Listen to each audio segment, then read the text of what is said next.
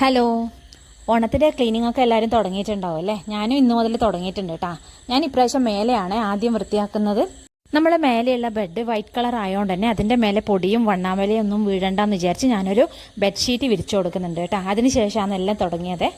പിന്നെ സുനിയേട്ടൻ വർക്ക് ചെയ്യുമ്പോൾ യൂസ് ചെയ്യുന്ന ഒരു ചെയർ ഉണ്ട്, അതും അങ്ങോട്ട് മാറ്റി. ഇല്ലെങ്കിൽ ആ ചെയറിലൊക്കെ പൊടിയായി കഴിഞ്ഞാൽ അതൊക്കെ കളയാൻ ഭയങ്കര ബുദ്ധിമുട്ടാണ്. ഞാനിതാ ഈ ഒരു സാധനം വെച്ചിട്ടാണ് വണ്ണാമലയൊക്കെ തട്ടുന്നത്.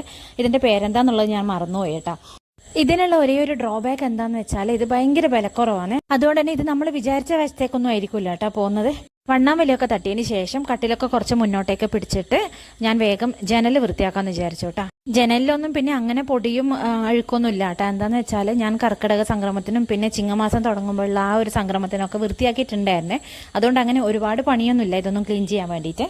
എന്നാലും ഞാനൊരു മാസ്ക് ഒക്കെ എടുത്തിട്ടിട്ടുണ്ട്, തുമ്മലൊന്നും വരണ്ടാന്ന് വിചാരിച്ചിട്ട്. എല്ലാ വർഷവും നമ്മൾ ഓണത്തിന്റെ ക്ലീനിങ് തിരുവോണത്തിന്റെ തലേന്നോ അതിന്റെ തലേന്നൊക്കെയാണ് കേട്ടോ ചെയ്യല്.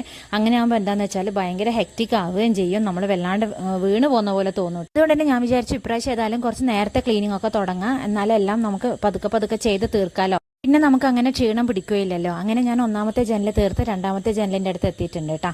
പിന്നെ സുനിയേട്ടൻ ബാത്റൂമൊക്കെ കഴുകിക്കൊള്ളാന്ന് പറഞ്ഞതുകൊണ്ട് ആ ഒരു പണി ഒഴിഞ്ഞിട്ടുണ്ട്. പിന്നെ നമ്മൾ ഈ ജനലിൽ കൂടി പുറത്തേക്ക് നോക്കിയാൽ കാണുന്ന കാഴ്ചകളാണ് കേട്ടോ നിങ്ങളിപ്പോൾ ഈ കാണുന്നത്. നല്ല രസമാണേ കാണാൻ വേണ്ടിയിട്ട്. മഴയെല്ലാം പെയ്യുമ്പോഴാണ് കേട്ടോ ശരിക്കും ഏറ്റവും അടിപൊളിയായിട്ടുള്ളത്. പക്ഷെ ഇന്നിപ്പോൾ മഴയൊന്നുമില്ല കേട്ടോ, നല്ല വെയിലാണേ കാണുന്നത്. അങ്ങനെ ആ ഒരു ജനലിന്റെ അഴികളും എല്ലാം ഞാൻ ക്ലീൻ ചെയ്തിട്ടുണ്ട്, അതങ്ങനെ അടക്കുന്നുണ്ട്.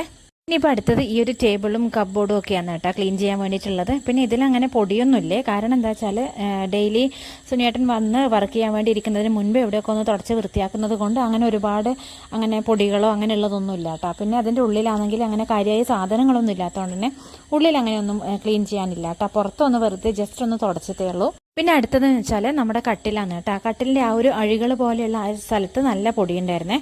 അങ്ങനെ അതും ഒന്ന് ക്ലീൻ ചെയ്തതിന് ശേഷം ഞാൻ നേരെ വാതിൽമേലേക്കാണ് കേട്ടോ കയറിയിട്ടുള്ളത്.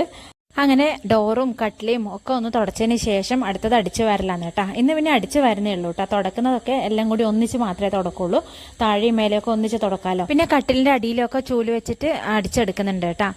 അങ്ങനെ ഈ ഒരു റൂമിന്റെ എല്ലാ ഭാഗവും അടിച്ചു വാരി എടുക്കുന്നുണ്ട് കേട്ടോ. ഞാൻ അങ്ങനെ അടിച്ചു വാരലൊക്കെ തീർക്കുമ്പോഴേക്കും സുനിയേട്ടൻ അവിടെ നിന്ന് ബാത്റൂമൊക്കെ കഴുകുന്നുണ്ടേ. പിന്നെ ഇതാ നമ്മുടെ ഡോറിന്റെ ബാക്ക് സൈഡിലാണ് കേട്ടോ നമ്മളെ കലണ്ടറിലുള്ളത്. അങ്ങനെ അടിച്ചുവാരി കഴിഞ്ഞപ്പോഴാണ് ഞാൻ നമ്മുടെ ഫാനിന്റെ കാര്യം ഒന്ന് നോക്കിയത്. പക്ഷെ ഫാനിൽ അങ്ങനെ പൊടിയോ അഴുക്കോ ഒന്നും ഉണ്ടായിരുന്നില്ല കേട്ടോ. കുറച്ച് ദിവസം മുന്നേ ക്ലീൻ ചെയ്തതായതുകൊണ്ട് തന്നെ അങ്ങനെ പൊടിയൊന്നും ഉണ്ടായിരുന്നില്ല. അങ്ങനെ ക്ലീനിങ്ങും അടിച്ചു വാരലൊക്കെ കഴിഞ്ഞതിന് ശേഷം ഇതാ ബെഡ്ഷീറ്റും ഒക്കെ ഒന്ന് മാറ്റി വിരിക്കുന്നുണ്ട് കേട്ടോ. അപ്പൊ ഇങ്ങനെയാണ് നമ്മളെ റൂമിന്റെ ഒരു ഫൈനൽ ലുക്ക് വരുന്നത് കേട്ടോ. ഞാൻ പക്ഷെ സുനിയേട്ടന്റെ ആ ഒരു ചെയർ അവിടെ കൊണ്ടുവയ്ക്കാൻ വേണ്ടി വിട്ടുപോയിട്ടുണ്ടായിരുന്നേ. അങ്ങനെ അതും കൂടി കൊണ്ടുവച്ചതിന് ശേഷം ഇതാ ഇങ്ങനെയാണ് റൂമുള്ളത്. അപ്പോൾ ഇന്നത്തെ വീഡിയോ കണ്ടിട്ട് ഇഷ്ടമാവുകയാണെങ്കിൽ എല്ലാവരും സപ്പോർട്ട് ചെയ്യാൻ മറക്കല്ലേ.